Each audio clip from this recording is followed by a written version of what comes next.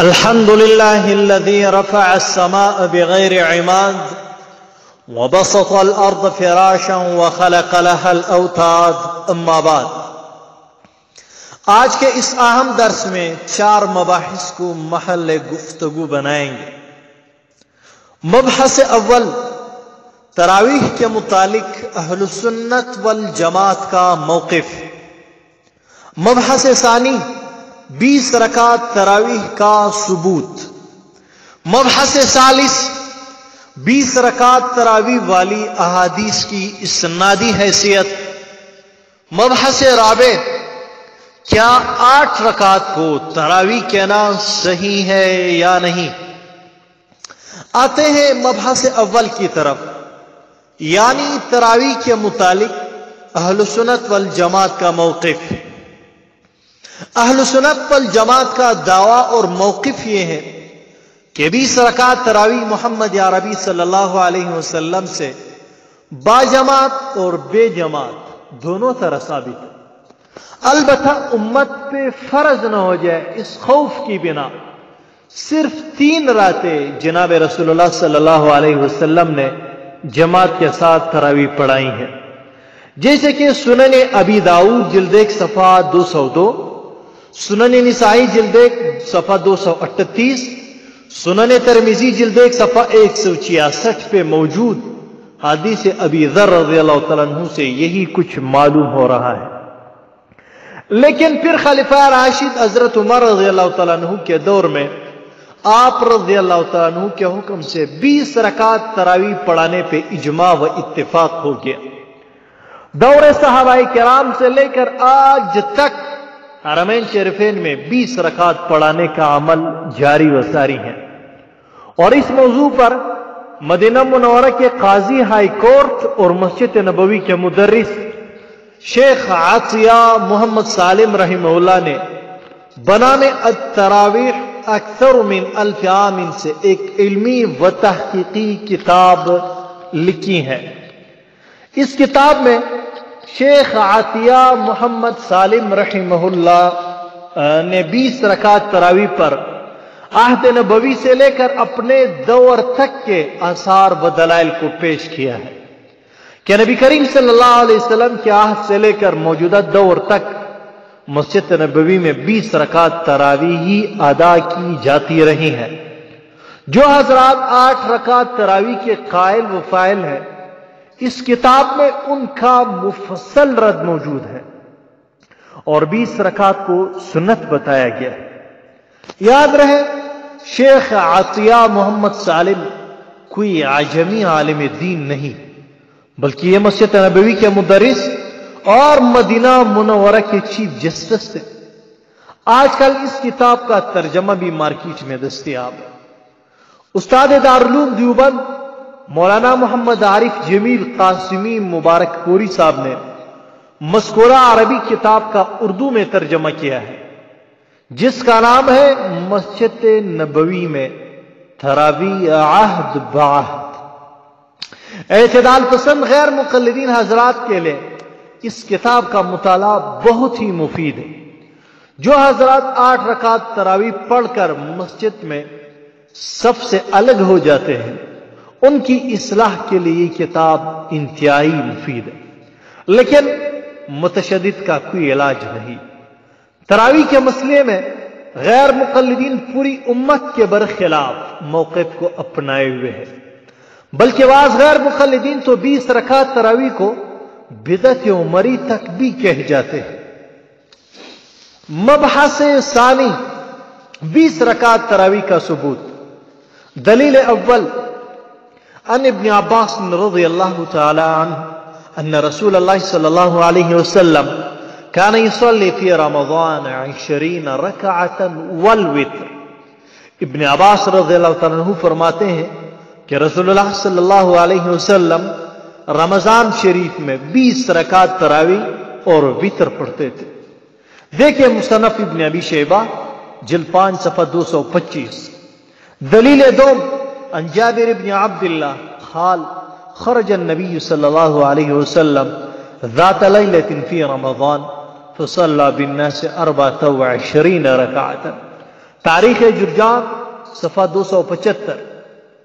صحابی رسول حضرت جابر بن عبداللہ رضی اللہ تعالیٰ عنہ فرماتے ہیں کہ رمضان شریف میں ایک رات آپ علیہ السلام نکلے تو لوگوں کو 24 رکعت نماز پڑھائی، یعنی 20 رکعت تراویح اور 4 رکعت فرض. دلیل صوم عن انس بن مالك ان يزيد بن رومان قال كان الناس يقومون في زمان عمر بن الخطاب في رمضان ب23 ركعة. مؤتا امام مالک صفحہ 98، سنن بیقی جلدوم صفحہ 496. یعنی حضرت عمر رضی اللہ عنہ کے زمانے میں لوگ 20 رکعت تراویح اور 3 وتر پڑھا کرتے تھے. دلیل شہرم ان عامر بن قیس عن ابی الحسن ان علیا امر رجلا يصلي بهم في رمضان 20 ركعة. مصنف ابن ابی شیبہ جلدوم صفحہ 163. یعنی خلیفہ راشد حضرت علی رضی اللہ تعالیٰ عنہ نے ایک آدمی کو رمضان شریف میں 20 رکعت تراویح پڑھانے کا حکم دے دیا. اور ایک روایت میں الفاظ یوں بھی آتے ہیں ان علیا امر رجلا يصلي بالناس 5 تراویحات 20 رکعة. کنز العمال جلد 8 صفحہ 192. دیکھیں صاحب اس روایت میں تراویحات کا لفظ موجود ہے. اجماع امت اور 20 رکعت تراویح. محمد ابن قدامہ حنبلی رحمہ اللہ فرماتے ہیں روا مالک عن ابن رومان قال كان الناس يقومون في زمن عمر في رمضان ب23 ركعة وأن علي أنه أمر رجلا يصلي بهم في رمضان 20 ركعة. آگے الفاظ لاتے ہیں وهذا كالإجماع، یعنی اجماع کی طرح ہے. 20 رکعت تراویح پڑھانے پہ اجماع ہے. المغنی لابن قدامہ جلدوم صفحہ 167.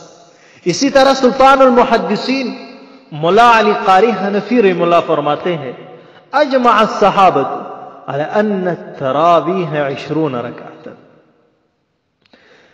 اجمع الصحابۃ علی ان التراویح 20 رکعۃ، یعنی صحابہ کرام اس بات پہ اجماع و اتفاق کر چکے ہیں کہ تراویح 20 رکعت ہے.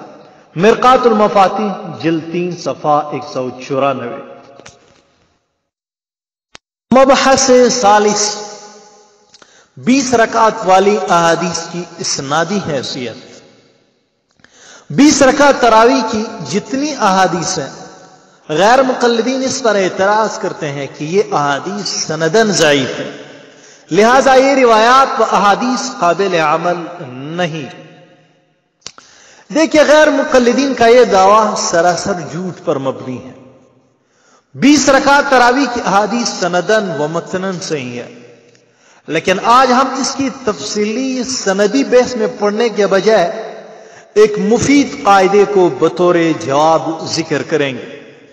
یقین کیجئے یہ انتہائی اہم جواب و قاعدہ ہے. صرف ایک روایت کی نہیں بلکہ 20 رکعت کی جتنی احادیث و دلائل ہے ان سب کی دفاع کے لیے یہ ایک ہی قاعدہ کافی و شافی ہے. ملاحظہ فرمائیں، جس حدیث کو امت کی اکثریت عمل لینے کے لیے قبول کرے، یہ قاعدہ بتا رہا ہوں، جس حدیث کو امت کی اکثریت عمل لینے کے لیے قبول کرے یا کسی حدیث پر کسی مسئلے واقعے کی بنیاد رکھی جائے تو وہ حدیث بمنزلہ صحیح اور متواتر بن جائے گی. ایسی احادیث کی سند اور راویوں سے بحث کرنا، انہیں ضعیف ثابت کرنا محدثین کی اصولوں سے کم علمی اور جہالت کی دلیل ہے. یعنی یہ کہنا کہ اس حدیث میں فلان راوی ضعیف ہے یا فلان حافظے کے لحاظ سے کمزور ہے، یہ اصول حدیث سے عدم واقفیت کی دلیل ہے. کیونکہ جو حدیث محدثین کی اصول کے مطابق درجہ صحیح تک پہنچ جائے تو پھر اس پہ بحث کرنا لاعلمی و جہالت ہے. اور ایسی حدیث جس کو امت کی اکثریت عمل لینے کے لیے قبول کرے، علمی اصطلاح میں ایسی حدیث کو تلقی بالقبول کہا جاتا ہے. آئیے حوالہ جات ملاحظہ فرمائیں. محقق کبیر علامہ سیوطی رحمہ اللہ فرماتے ہیں قال بعضهم يحكم للحديث بالصحة اذا تلقاه الناس بالقبول وان لم يكن له اسناد صحيح. یعنی جب امت کسی حدیث کو قبول کرے تو بعض محدثین فرماتے ہیں کہ ایسی حدیث پر صحت کا حکم لگایا جائے گا اگرچہ اس کی سند صحیح نہ ہو. وَإِن لَّمْ يَكُن لَّهُ إِسْنَادٌ صَحِيحٌ اگرچہ اس کی سند صحیح نہ ہو. دیکھیے تدریب الراوی صفحہ 29. دوسری جگہ فرماتے ہیں المقبول ما تلقاه العلماء وَإِن لَّمْ يَكُن لَّهُ إِسْنَادٌ صَحِيحٌ. یعنی مقبول وہ حدیث ہے جس کو علماء قبول کرے اگرچہ اس کی سند صحیح نہ ہو. دیکھیں شرح نظم الدرر المسمى بالبحر الذي زخر. اسی طرح 200 کے قریب کتب کے مصنف محدث فقیہ اصولی اور مؤرخ علامہ سخاوی رحمہ اللہ لکھتے ہیں وَكَذَا إِذَا تَلَقَّتِ الْأُمَّةُ الضَّعِيفَ بِالْقَبُولِ يُعْمَلُ بِهِ الصَّحِيحُ حَتَّى أَنَّهُ يَنزِلُ مَنزِلَةَ الْمُتَوَاتِرِ. یعنی جب امت کسی ضعیف حدیث کو قبول کر لے تو اس کے ساتھ صحیح والا معاملہ کیا جائے گا حتیٰ کہ وہ حدیث متواتر کے درجے میں ہو جائے گی. ظاہر بات ہے 20 رکعت تراویح پہ پوری امت کا اتفاق و عمل ہے. یہ مسئلہ اختلافی نہیں. امام مالک رحمہ اللہ سے جو مختلف روایات نقل ہے اس کی بہترین توجیہ و تطبیق علامہ سیوطی رحمہ اللہ نے الحاوی للفتاوی جلد 1 صفحہ 415 پہ کی ہے کہ مکہ مکرمے والے ہر 4 رکعت تراویح پڑھنے کے بعد بیت اللہ شریف کا طواف کرتے تھے. مدینہ والے نے جب یہ عمل دیکھ لیا تو چونکہ مدینہ میں بیت اللہ نہ ہونے کی وجہ سے طواف تو نہیں ہو سکتا تھا، اس لیے مزید ثواب کو سمیٹنے کے لیے مدینہ والوں نے یہ کیا کہ ہر 4 رکعت تراویح پڑھنے کے بعد انہوں نے نوافل کا اہتمام کیا. مکے والے چونکہ طواف کرتے تھے، مدینے والوں نے یہ کیا کہ چونکہ ہم تو طواف نہیں کر سکتے تو اس لیے طواف کے بجائے 4 رکعت نفل ہم پڑھتے ہیں، تو 4 رکعت نفل ان لوگوں نے پڑھنے شروع کیا.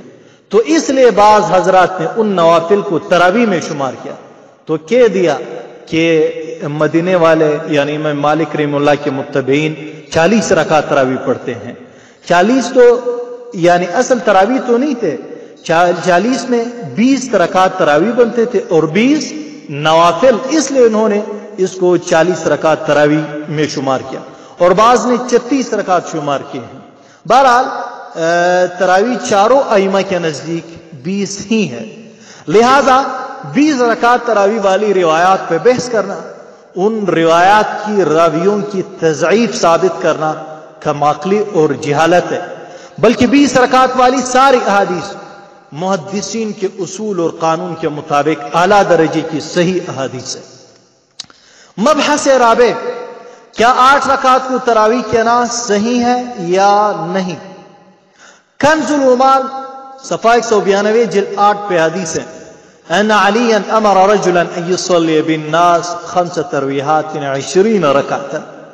یعنی حضرت علی رضی اللہ عنہ نے ایک آدمی کو حکم دیا کہ لوگوں کو 5 تراویحات کے ساتھ 20 رکعت تراویح پڑھائے.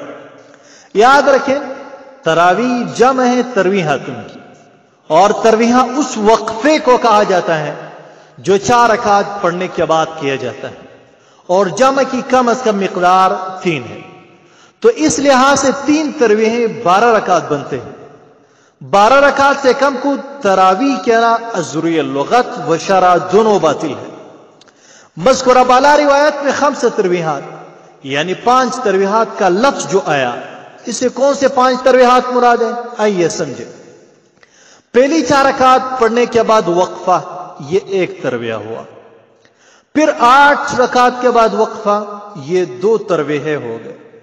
اور پھر 12 رکعت کے بعد وقفہ، یہ ہو گئے 3 تراویح. اور پھر 16 رکعت کے بعد آرام وقفہ، یہ ہو گئے 4 تراویح. اور پھر 20 رکعت تراویح مکمل ہونے کے بعد اور وتر سے پہلے وقفہ، یہ ہو گئے 5 تراویح.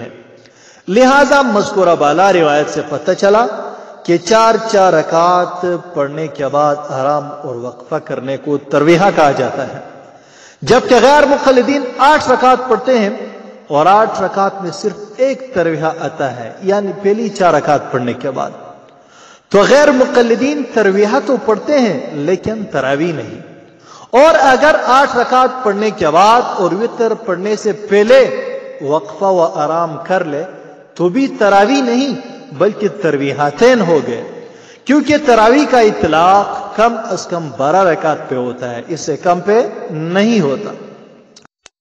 اور آخر میں ایک مزے کی بات یہ بھی ملاحظہ فرمائیں کہ 20 رکعت تراویح پہ تمام مسلمانوں کا اتفاق ہے، بلکہ غیر مسلم عیسائیوں کو بھی پتہ تھا کہ تراویح جو رمضان شریف میں مسلمان پڑھتے ہیں وہ 20 رکعت ہی ہے۔ مشہور غیر مسلم عیسائی مصنف صاحب منجد تراویح کے متعلق لکھتے ہیں وَهِيَ اسْمٌ لِعَشْرِينَ رَكَعَةً، یعنی تراویح 20 رکعت پڑھنے کا نام ہے۔ دیکھیں المنجد صفحہ 290۔ اب غیر مسلم عیسائیوں کو تو پتہ چل گیا کہ 20 رکعت تراویح مسلمان پڑھتے آ رہے ہیں اور اسی پہ تمام مسلمانوں کا اتفاق ہے، اسی لیے انہوں نے صاف لکھ دیا وَهِيَ اسْمٌ لِعَشْرِينَ رَكَعَةً۔ لیکن غیر مقلدین پہ آج تک یہ مسئلہ پوشیدہ ہے، اسی پہ اکتفا کرتے ہیں۔ وآخر دعوانا ان الحمد للہ رب العالمین۔